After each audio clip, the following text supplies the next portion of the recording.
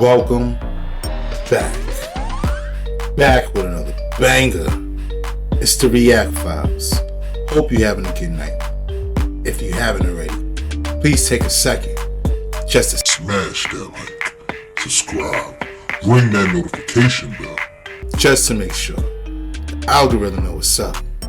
So let's get straight to it. Okay, wow, you are not going to believe what I found in the exact same spot that we originally found the Antarctica anomaly. Check this out. Alright, my friends, so as many of you know, I was the one that broke this Antarctica anomaly situation last week. Of course, many big channels ran with it and a lot of people assumed they dropped it, but in fact, my version of this video has garnered over 30 million views on different social media accounts, and this one honestly should get more because I have found yet another chart that we don't even get to use anymore, at least in this fashion, that was removed for these reasons that you're seeing. It's showing these frequency pulses coming out of the coastlines of Antarctica and causing these ripple rings to show up directly where our Antarctica anomaly has showed up more than once. There is no denying that there's some sort of frequency, some sort of things going on in this area where not a lot of people are allowed to go, and in my opinion, there's no coming back from this. People can't deny that there's something going on in this area of the world and it's affecting all sorts of things. I can't say for sure that it's directly related to Dubai or the weather radar failing in the United States multiple times in the last month, but what I do know is none of this stuff is normal, and there's a lot of people out there trying very hard to stop this information from getting out. So with that said, my friends, please share this video. I'll have a much longer in-depth version on YouTube, but hopefully this one gets the word out there because nobody has shown info involving this situation as I have. Tell me your thoughts, my friends. This is a big deal. What sort of technology are we looking at? Is this stuff man-made, or are we dealing with a technology that is from nowhere near here? You be the judge. I appreciate you all. Take care. Bye-bye. Shout out to Into Thin Air. I didn't know he was the one to drop. I thought it was Mr. MBB333. 30 million views. Yeah, it's obvious they don't want you to know. What do you think? Let me know in the comments down below. Dubai Mall is one of the world's largest shopping malls, and this happened when you have to make artificial rain. I think that's what it was. Good Lord. Look at Kate knows.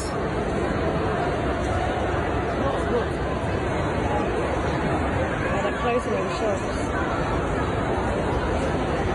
Oh look, it's going down the escalators. Heavens above.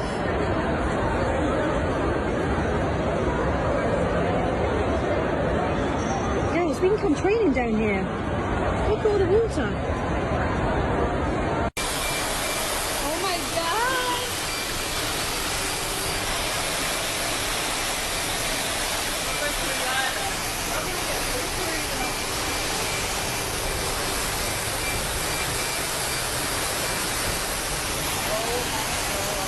Looked like K-Spade had a river in the middle of it.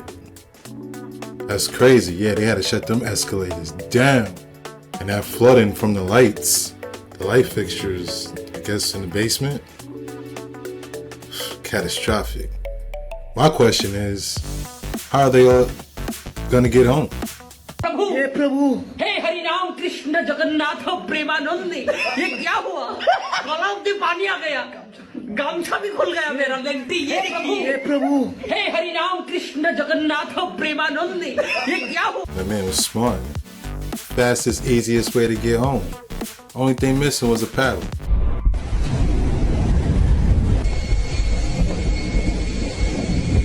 Unprecedented thunderstorms have wreaked havoc across the United Arab Emirates, dumping the heaviest rain ever recorded in the country. It caused chaos as it flooded out portions of major highways and Dubai International Airport, and it killed at least one person and caused damage to homes and businesses.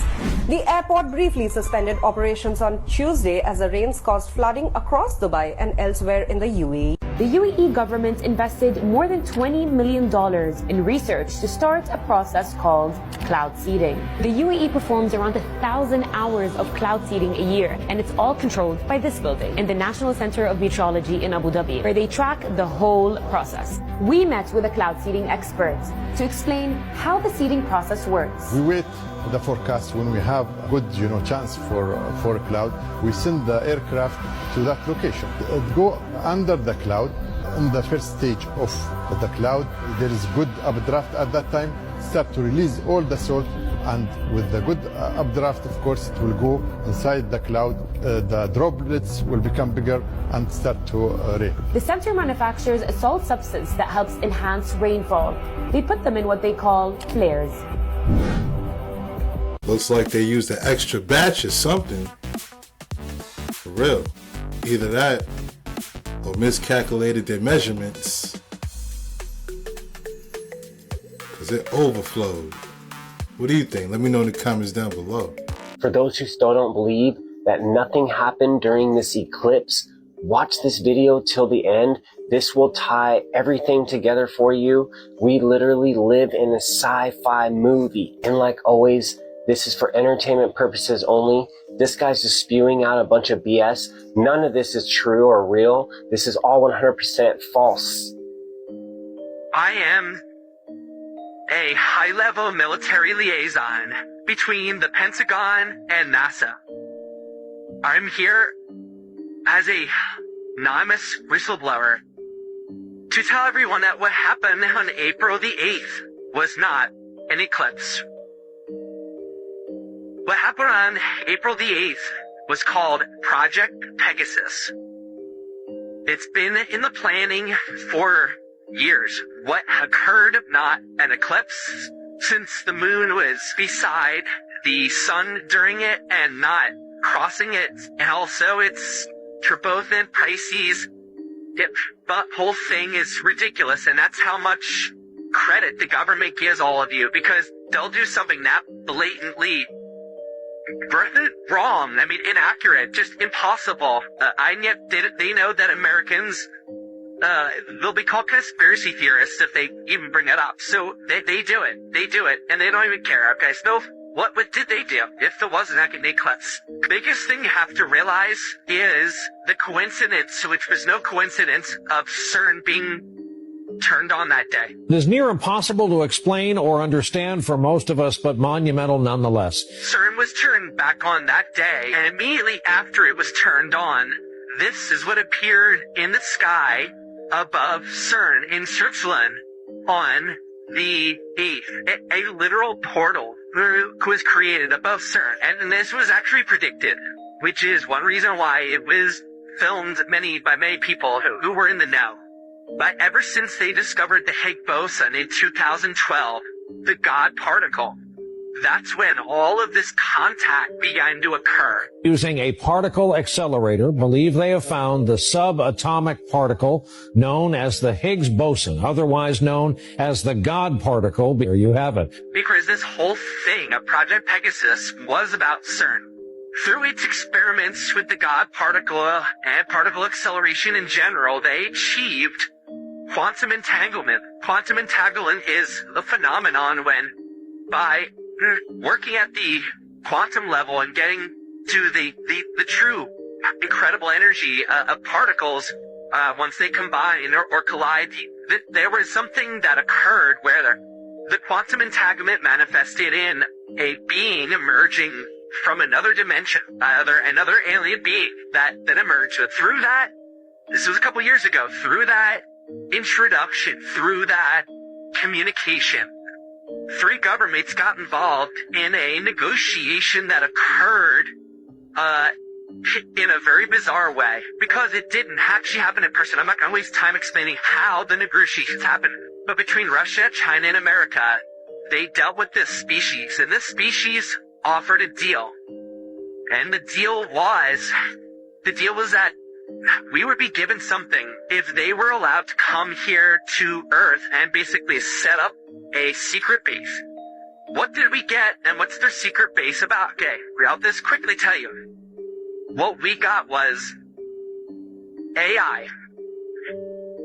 Think about it. Didn't AI emerge out of nowhere 2023? And didn't it emerge not just out of nowhere in an incredibly mature, sophisticated level of complexity that kind of makes sense for a new technology? And even now, 1 year into it, a year and a half into it, whatever we're at, it's getting scary what it can do. I mean, it's indistinguishable from reality in some cases. Okay, so that's where we're at 2 years into AI, and that's because AI, like a lot of our technology, like the microchip and other things that we got from Roswell and the Grace, this is another technology from another higher level species. And let me just add this, for those who think that AI is about making funny pictures or interesting videos and stuff, sure, it can do that, and that is the consumer-facing end of this technology.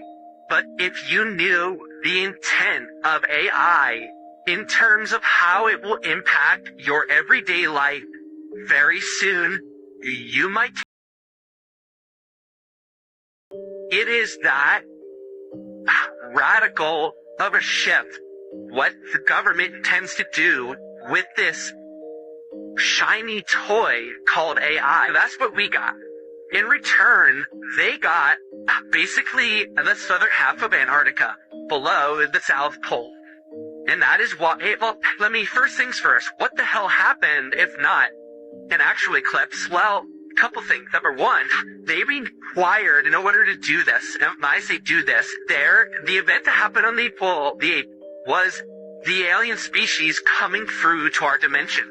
In order to come through, they required a few things. Number one, they required loosh. What is loosh? Loosh is the energy expended and exhibited by human beings when they are collectively excited and focused on something. Like at a rock concert or during church or something like that. Oh, it's emotional. I can't explain why, but it is. We had tears, we had screams, we had fireworks.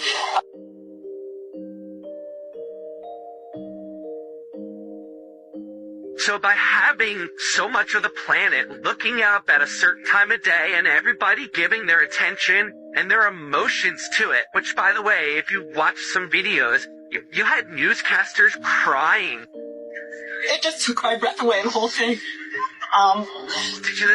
That was a bit odd that they were crying. And the reason they were crying was because it was an incredibly emotional thing, because the aliens made it so.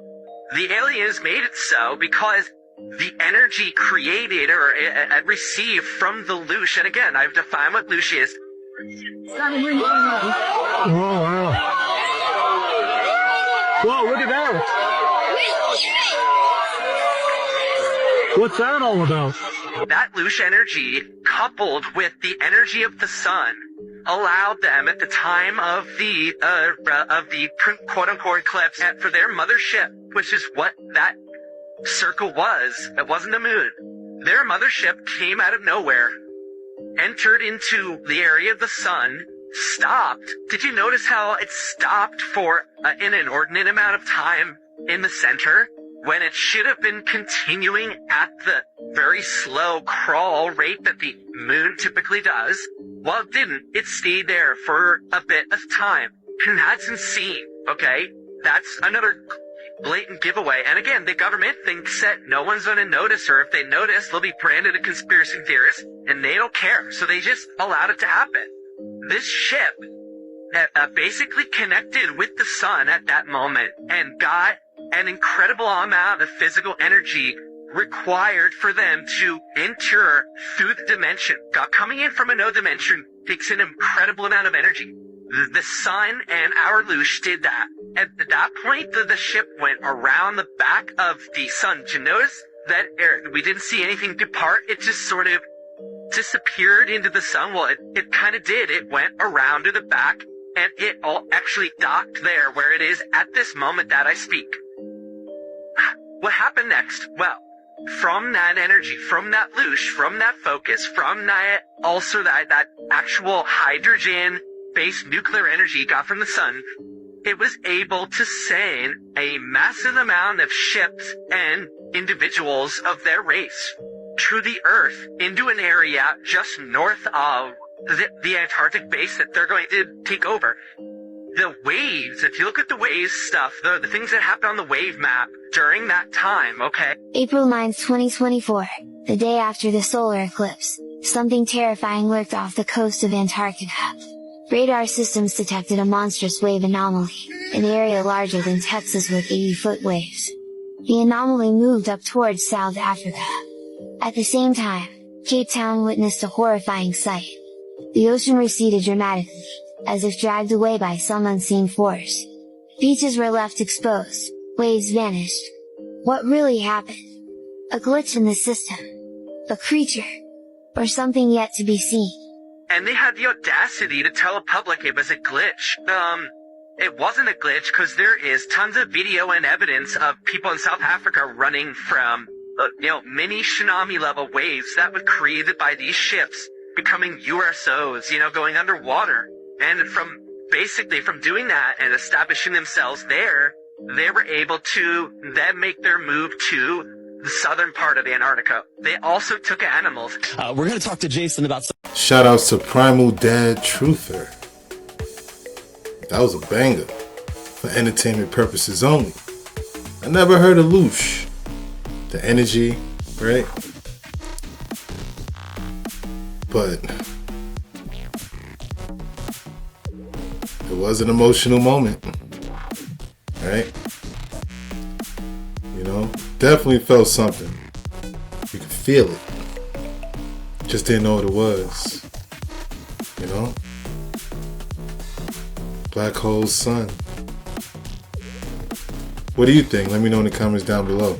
April 15th, 2024, and there's been so much going on that it is actually impossible to cover all this stuff. So we're going to stick to a few key points here. One of them taking place today, a very serious situation with our weather radar system. For at least the third time in a month, we have gone through here in the United States and parts of Canada a major National Weather Service outage. And once again, this is coming on the heels or right before significant weather. And it's very, very interesting how this seemingly ties in with what's going on down by Antarctica and South Africa, another situation going absolutely crazy on the internet, and I'm really starting to believe that a lot of this has to do with different types of frequencies, whether or not, and I'm not saying this lightly, it's being used as some sort of weapon where we're seeing repercussions of whoever it is using this technology messing with the Earth's weather. Honestly, there's so many different theories out there, but one thing we do know is that these situations are repeating themselves, not just the weather radar, but the situation down by Antarctica. It's happened more than once. So once again, as I put these side by side, the anomaly from February and then the anomaly again we just covered from April, which right away should show you that this was no glitch, and it's happened even before February, coming from the exact same spot where there is an island and a very weird looking area to the west of that island that very much has the setup and looks like a large antenna system. Of course, this may not exactly be the case, but there is something, absolutely something, when it comes to frequency or some sort of powerful equipment down in this remote area of the world. We are constantly seeing anomalies and weird artifacts on radar, and a lot of it's been coming from this area and for a long time. I mean, just look at how symmetrical this one random area in the South Atlantic Ocean near Antarctica, and it just looks out of place. Of course, this could be some sort of boat maneuvering and scanning the ocean floor, but why right there? What's going on right here in this area? Okay, now to recap, and this is very important, again, and I'm sorry if this seems repetitive, but it's very important. The island right here in between Antarctica, South Africa. This is the exact point of where the anomaly began back in February and in April. So two separate times that we have documented, and it's happened more than that. According to comments I've gotten and people reaching out on X, this is not the first or second time we've seen this anomaly come from right in this exact area. So again, that led me to go down here to this island to scope it out, which we did in a previous video. It just looks like a snow-covered island, nothing really going on here, some weird shapes, and what looks like a very weird pyramid structure that reminds me of a very crazy discovery I found on Antarctica a few years back that went viral on YouTube. That has been linked here and on X as well. But when you actually move over to where the anomaly on Windy was caught, that is where we see this type of frequency looking setup. It just reminds me of looking down on a big antenna structure. And I mean, again, this is a very weird pattern to have right in the middle of the ocean somewhere where there's really not much going on. It's really just this island here, a super remote island, a few scattered islands out in forgotten about, but ground zero once again is right here. Even the frequencies that we saw on the mimic chart matched up with this exact time frame, and then all you have to do is check out the weather in Cape Town, South Africa, and you will see that this area specifically has been having very, very odd weather, random fires, very rough seas. In one video I saw people walking around with water up to their knees, and these people in Cape Town are the ones posting these videos and talking about it. A lot of them have reached out to me to point out my video and explain to me that right around this anomaly, and even the last time this anomaly happened, they had very severe weather. And as I stated earlier, this ties into what's going on with our weather radar here in the United States. Because in this day and age, with the technology that we supposedly have, for our weather radars all at the same time to go down on multiple occasions within a month, I don't know about you, but to me, that seems like pre-planning to its finest. Now, as we stated, we lost half to nearly all of our National Weather Service weather radars. I don't think people realize how important that is. That means for a period of time, we had no data. Take a look at this. This right here is weather.cod.edu, a very good satellite weather radar station. And I want you to look what happens right about here. Look at that. We just lost from 7:30 UTC all the way to 1850. Completely erased, does not exist. I'll show you again. Let's backtrack. Here is April 15th, 6 o'clock UTC. As we move forward, it skips 11 hours of data. Boom, just like that. So you can see the extent of what this will do just a little while of our radars being down.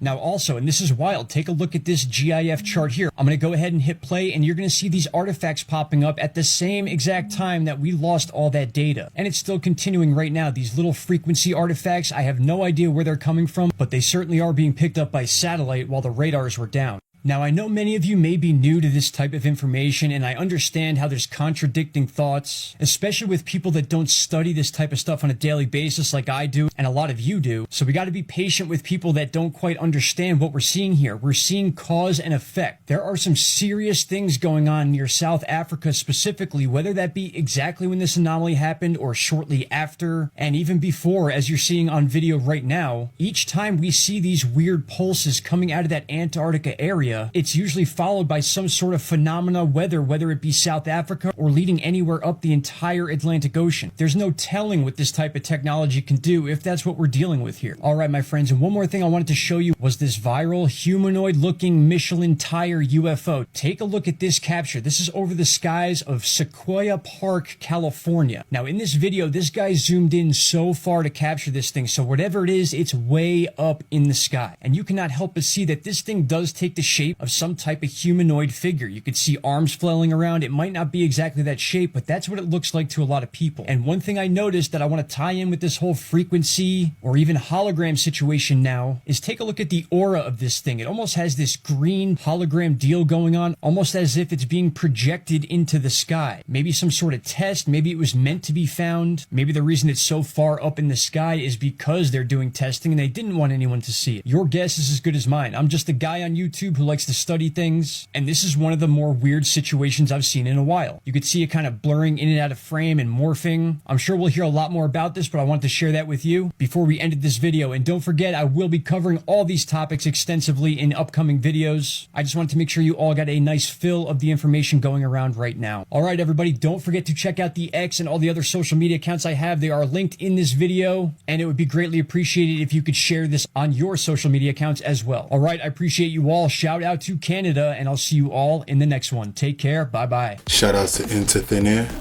keeping us up to date with the latest coverage of this anomaly. I didn't know this anomaly appeared in February as well. It didn't click, you know? But like something energetically is coming from that location. What could it be? I'm not sure. Yeah, between South Africa and Dubai. Make me wonder. What do you think? Let me know in the comments down below. In the ancient verses of Genesis, a pivotal conversation unfolds, one that challenges our understanding of humanity's origins. Let us make man in our image, the voice of the Creator echoes, suggesting a plurality of divine beings involved in the genesis of mankind. These creators were the Anunnaki, extraterrestrial visitors mining Earth's resources and engineering its earliest inhabitants. The Garden of Eden, a paradise where Adam and Eve first walked, is not simply an earthly haven, but an engineered oasis by these ancient astronauts. The temptation and the forbidden fruit mirrors the Sumerian account, where divine beings Enki and Enlil debate over bestowing humanity with forbidden knowledge. This act of granting knowledge, or the fruit of the tree of knowledge, might symbolize an advanced alien influence imparting wisdom to the human race. The Old Testament's tales of divine pacts and catastrophic floods find parallels in the Sumerian records. The story of Noah's Ark bears striking similarities to the Sumerian flood myth, where the Anunnaki decide humanity's fate. Further into the biblical landscape, we encounter Abraham, under a covenant with a deity known as Yahweh. This pact promises prosperity and legacy, but also involves Abraham in celestial conflicts reflecting the political turmoils of the heavens. According to some scholars, this relationship was not with a traditional god, but with an Anunnaki leader, steering human affairs from the shadows, from the creation of man to the destruction of Sodom and Gomorrah. Each biblical episode, when re-examined through the prism of the Anunnaki presence, suggests a more complex tapestry of human-aliens interactions. These stories, perhaps, are not mere spiritual texts, but historical accounts of our earliest encounters with beings from beyond our world, shaping our myths, our religions, and our very understanding of ourselves within this vast universe. Shout out to Jason Abadi. It's like Billy Carson meets AI. You know, same story, but it's able to be illustrated, right? Which is really cool. Very detailed stuff, right? So that's what's up. What do you think? Let me know in the comments down below.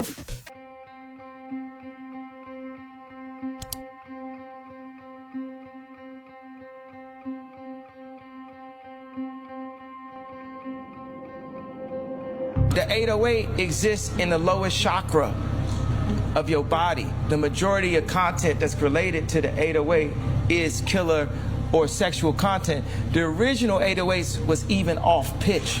So that meant it's an actual sound in the track that you don't realize is there that is fucking up your entire frequency. And now, today, every time I hear a car come out, it's 808. But if you think about African music and hip-hop and what we was breakdance to, it was light. The percussion. It was upbeat. It was the drums. Quite disturbing, right? Let's listen to Dr. Wesley Muhammad having the same opinion. Them 808 produce low frequency sound. Their signature is low frequency sound, and that 808 drum beat, the low frequency drum beat. And remember, how do shamans create altered state of consciousness? In indigenous cultures, it's the drum beat. The drum is the tool to drive one into altered states of consciousness. So the 808 machine, the signature of hip hop, the drum beat, that most of the 808 beats are in low frequency. Trap music is 808, it resurrected 808 beats. Because now the words are the command message. Right. The hypnotic command. The 808 refers to a type of drum machine that has been widely used in hip-hop and electronic music, known for its deep, resonant bass sound. These low-frequency sounds, often referred to as sub-bass or bass drops, contribute to the distinct and powerful nature of trap music. The drum beats serve as an auditory tool, driving listeners into an altered state of consciousness through rhythmic resonance and low-frequency vibrations. The manipulation of frequencies, especially in the low range, can have various effects on the listener, both psychological and physiological. Trap music resurrects the 808 beat, using them as a commanding sound foundation, where the lyrics serve as a powerful message directing the listener's experience.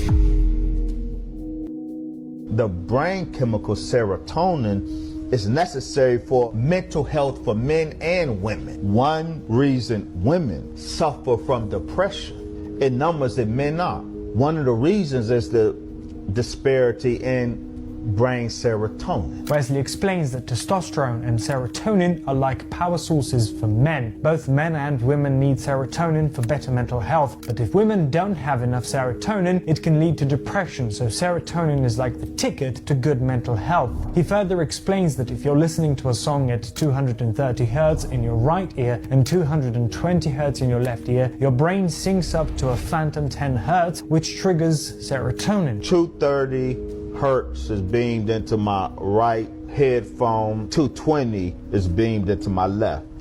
My brain was synchronized to a phantom 10 Hertz. And 10 Hertz is precisely the frequency that stimulates the production of serotonin. 10 Hz is precisely the frequency that stimulates the production of serotonin. For instance, think of your brain like a music player. When you're relaxed, you're closing your eyes, it's playing this chill tune at 10 beats per second. But when you're asleep, it slows down, and when you're focused or doing something active, it speeds up. This switch between rhythms is controlled by a brain area called the reticular activating system. Wesley says that 10 Hz is like a serotonin booster, making us feel good. But the devil knows the biochemistry game too. He triggers the stress chemical noradrenaline, which messes with the good vibes. It's like a tug of war between feeling good and feeling stressed. 4 Hertz is the specific fear frequency because 4 Hertz stimulates serotonin's opposite,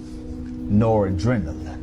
Noradrenaline, a neurotransmitter originating in the brain stem, functions as a messenger between neurons. Unlike neurotransmitters, hormones traverse the bloodstream, persisting in their communication throughout the body as they are not subject to reabsorption. This dual functionality underscores its significance in both neural and systemic communication pathways. The neurotransmitter collaborates with adrenaline to accelerate heart rate in response to perceived threat, concurrently enhancing the volume of blood ejected from the heart. Moreover, it induces vasoconstriction, leading to an elevation in blood pressure. In circumstances where one's life is endangered, these physiological responses collectively furnish the individual with augmented strength to confront and overcome imminent dangers. It also plays a pivotal role in the breakdown of fat and elevation of blood sugar levels, providing an additional surge of energy essential for mobilization. This mechanism is particularly crucial during confrontations with imminent threats, facilitating the fight or flight response. Notably,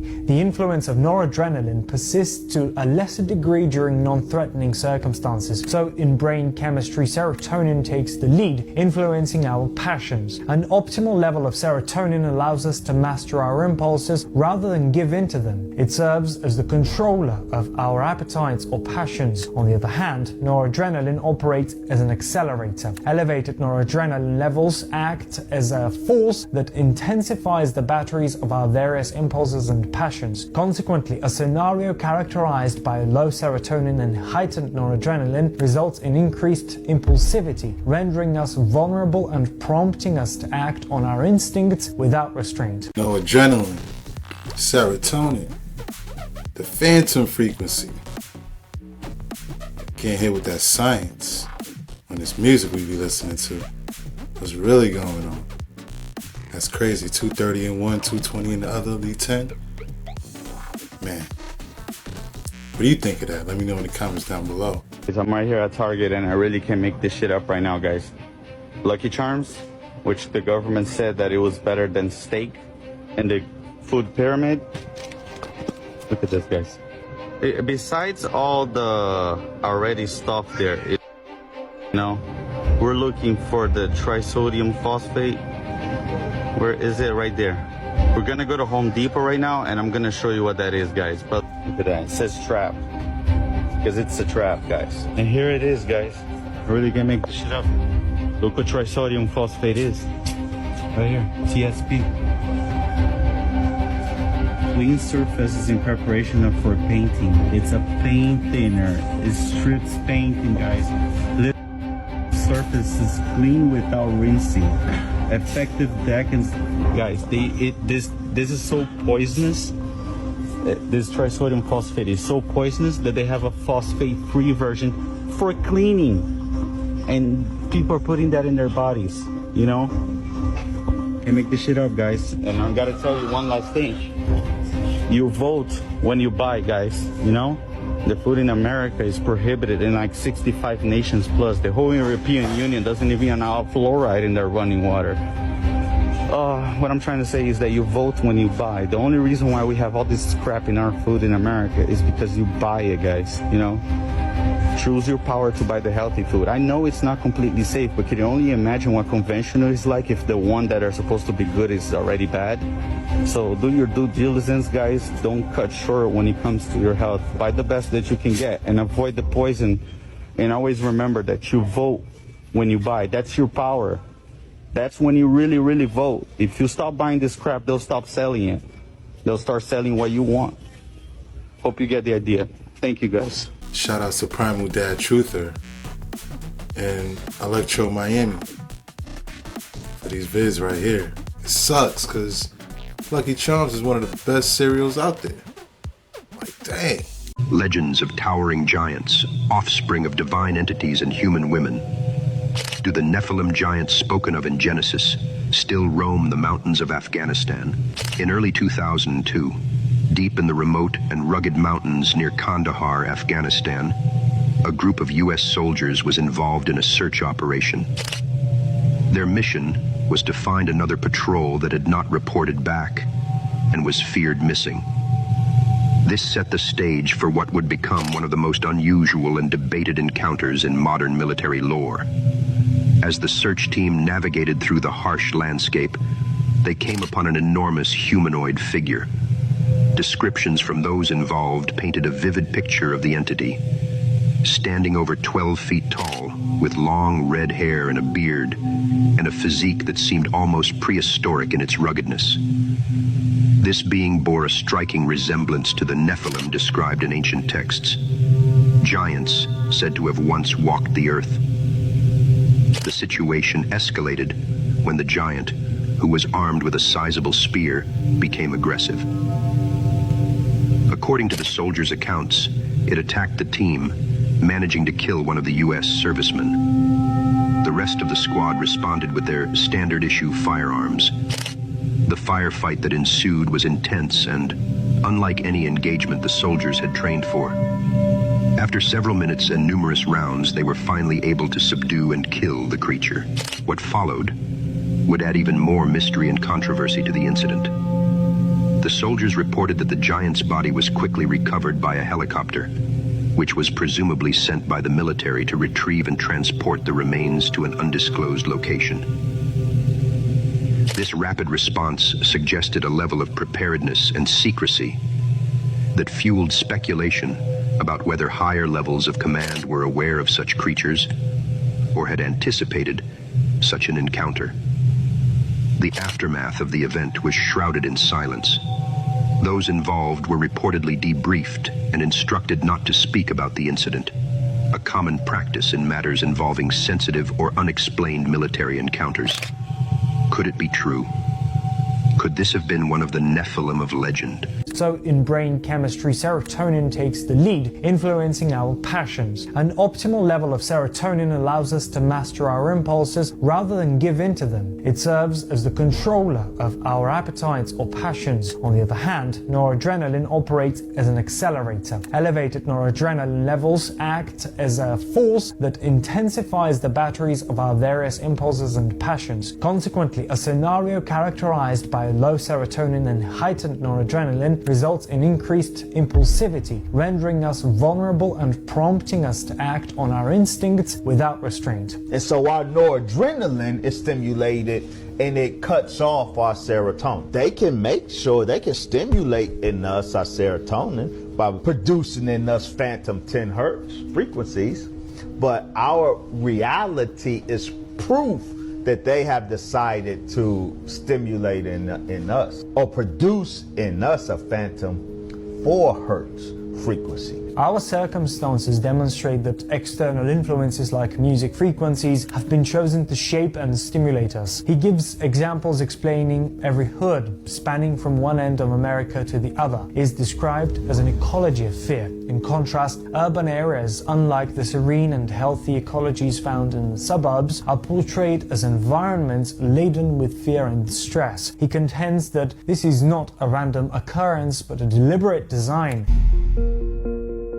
In 2012, researchers at Purdue University developed a compact pressure sensor designed for implantation to monitor pressure in areas such as the bladder or blood vessels affected by aneurysms. The challenge with this device was determining how to power such a small implant without a battery. Purdue's biomedical engineering professor Babak Zieh addressed this by creating a 2 centimeter long piezoelectric cantilever beam using lead zirconate titanate. Zieh and fellow researchers tested the device by placing it in a water-filled balloon and exposing it to various music genres including rap, blues, jazz and rock. Hip-hop yielded the best results, with Zieh noting its rich low-frequency sound, especially the bass. Vibrating in response to acoustic waves within the 200 and 500 Hz range, the cantilever generates electricity stored in a capacitor within the sensor. Instead of using a plain tone, the researchers opted for music. They tried various music genres to power that medical device. It was only hip-hop with its bassline proving most effective due to its rich low acoustic frequency sounds. The musical acoustic energy can traverse body tissue, inducing vibrations in the cantilever. When the frequency falls beyond the optimal range, the cantilever ceases to vibrate, triggering an automatic transfer of electrical charge to the sensor. This prompts the sensor to conduct a pressure reading and broadcast data through radio signals. As the frequency dynamically changes with the rhythm of the musical composition, the sensor can cyclically alternate between storing charge and transmitting data. Professor Zieh suggested that a brief monitoring period lasting a couple of minutes every hour is sufficient for tracking either blood pressure or bladder pressure. Functioning as a micro-electromechanical system, the device was developed at the Burke Nanotechnology Center within the university's Discovery Park. Constructed from the piezoelectric ceramic material lead zirconate titanate, the 2 centimeter long cantilever beam generates electricity when compressed. While tones within a specific frequency range can substitute for music, Professor Zieh notes that using plain tones can be irritating, making the choice of music more aesthetically pleasing and novel. Researchers explored the impact of 4 music genres: rap, blues, jazz and rock, finding that rap, with its substantial low-frequency sound, especially in the bass, produced the most favorable results. The sensor's capabilities extend to monitoring pressure in the urinary bladder and the blood vessels, aneurysm-damaged sac. This technology holds potential applications in treating incontinence in paralyzed individuals by assessing bladder pressure and triggering spinal cord stimulation to close the sphincter, control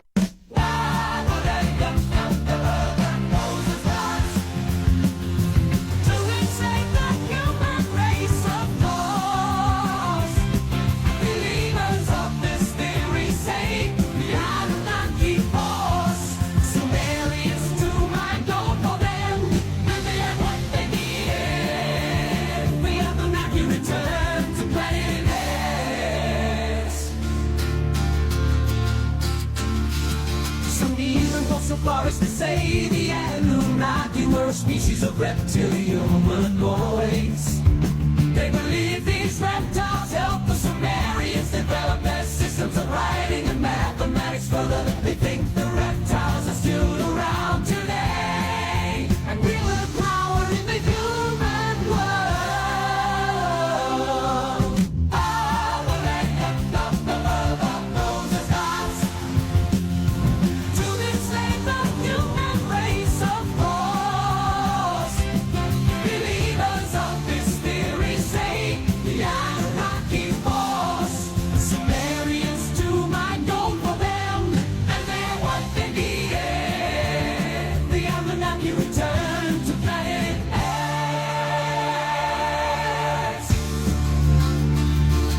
Some even go so far as to say the Anunnaki were a species of reptilian humanoids. They believe these reptiles helped the Sumerians develop develop their systems of writing and mathematics. Further they think the reptiles are still around today. And we will power in the human world. I will hang up from the love of Moses' hearts to enslave the human race of fools. Believers of this theory say the Anunnaki force. Sumerians to mind gold for them, then they're what they needed. When Anunnaki come, here we go.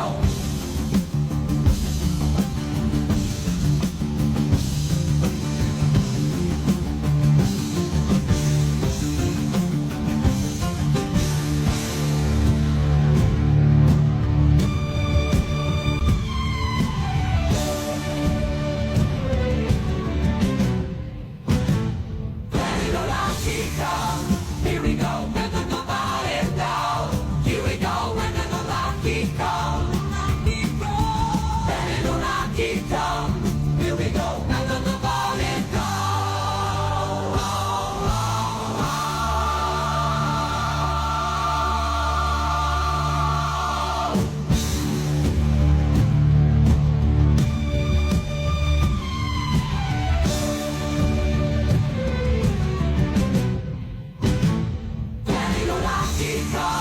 Here we go, when the body down. Here we go, when the Anunnaki come. When Anunnaki come. Here we go, when the body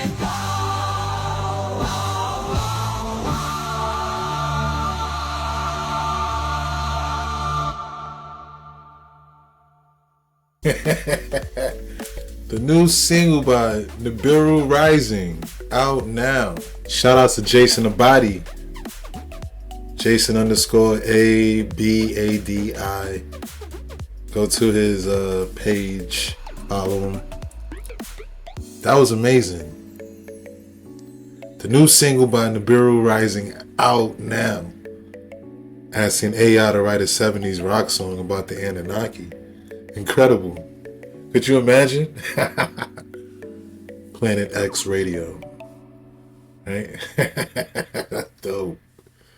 What do you think? Let me know in the comments down below. Making the choice of music more aesthetically pleasing and novel, researchers explored the impact of 4 music genres: rap, blues, jazz, and rock, finding that rap, with its substantial low-frequency sound, especially in the bass, produced the most favorable results. The sensor's capabilities extend to monitoring pressure in the urinary bladder and the blood vessels, aneurysm-damaged sac. This technology holds potential applications in treating incontinence in paralyzed individuals by assessing bladder pressure and triggering spinal cord stimulation to close the sphincter, controlling urine flow.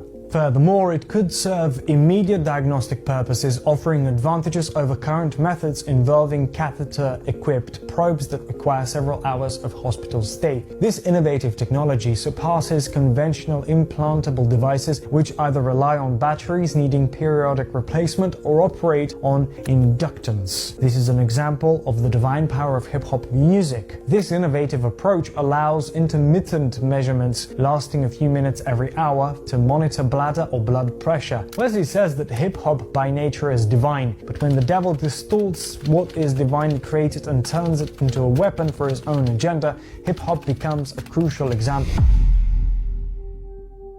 In a research project at the University of California, Los Angeles, Daniel Blumstein conducted a study where participants were asked to evaluate the intensity and emotional tone of various 10-second music pieces. The researchers aimed to explore how music with distortion could impact emotions, drawing a parallel to the distress calls of animals. Using undergraduates as participants, the study tested 10 musical conditions, including rock music, heavy metal, crusty pump, and harsh dissonant music. They found that when the music included distortion, participants perceived it as more thrilling and often associated it with negative emotions. Listeners in the control condition heard music without noise or abrupt transitions in frequency or pitch that was similar to elevator music. Those in the experimental condition listened to music that began in an easy listening manner but then suddenly broke into distortion. Further research employed the use of video as a distraction. Researchers played minimally evocative video clips paired with music they had proven to cause negative emotions. The video eliminated how exciting the distorted sounding music seemed, but it didn't trump the emotional content of the music.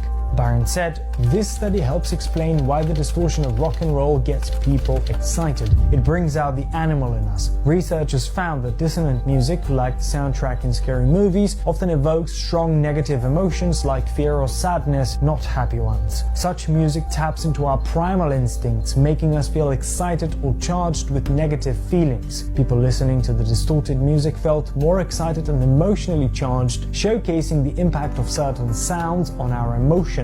Loud and sudden changes in music, like the screeching sounds, grab our attention because they trigger emotional responses similar to how animals alert each other to danger. This happens because these sounds, with their discordant effect, mirror the distress calls animals use in nature. They found that the sound of rock music was similar to the sound of animals dying. The sound of animals in distress characterizes rock music that arouses people and gets them weaponized against other people. Music operates as a frequency program capable of influencing different mental states. By manipulating frequencies, music can make people go into meditative states or facilitate sleep. The brain, functioning and communicating with cellular structures through electricity, operates within specific frequency bands. Broadcasting frequencies carrying information and perceptions within the brain's decoding range allow external influence on people's perceptions. This external influence occurs by broadcasting frequencies that interact with the brain's decoding mechanisms, shaping individuals' experiences and perceptions. The adoption of A440 in music is associated with the Roman Catholic Church, which historically suppressed certain frequencies. The A440 is what now is the standard tuning. If you go A439, you're closer to one of the Creator's tones. If you go A441, you're closer to one of the Creator's original tones. That's how precisely it has been manipulated. To do what? To shut down the 95% of your brain, particularly the right brain that operates the heart-mind to the divine human community. Notably, the investigation into the lost frequencies was triggered by the recovery of 152 Gregorian chants, including the spiritually uplifting hymn to Saint John the Baptist. This particular hymn, played in 6 tones, became the focus of the search for these frequencies of vibration. The 6 tones represent frequencies that have been manipulated with A440 Hz now serving as the standard tuning. Choosing a tuning like A439 brings one closer to one of the Creator's tones, while A421 brings proximity to one of the Creator's original tones. This precise manipulation is believed to impact the brain, particularly the right brain responsible for the heart-mind connection to the divine human community, aiming to limit its functioning. Imagine being in a room filled with aggression and conflict, and you can almost feel the tension. This experience is similar to the way frequencies of hate and conflict can alter the electromagnetic field of space, just like tuning your car radio to a station. When the music is enjoyable and you are grooving, the farther you get from the broadcasting tower, the more staticky it becomes. You may endure it for a while, but eventually it becomes annoying and even sickening. This analogy is applied to life, where people may not realize they've been exposed to negative frequencies their whole lives, affecting their emotions and perceptions. By embedding messages just below the threshold of perception, these frequencies can go directly into the subconscious, playing across communities without anyone consciously realizing it. The impact is gradual, building rage and anger, often triggered by events like police actions, leading to mass unrest and actions people wouldn't normally take. And that's a wrap. Hope you enjoyed tonight's rabbit hole. If you haven't already, please take a second just to smash that like, subscribe, ring that notification bell, just to make sure the algorithm knows what's up. That's what we're gonna do, y'all. That's right. run these numbers up. Thanks again. Until next time.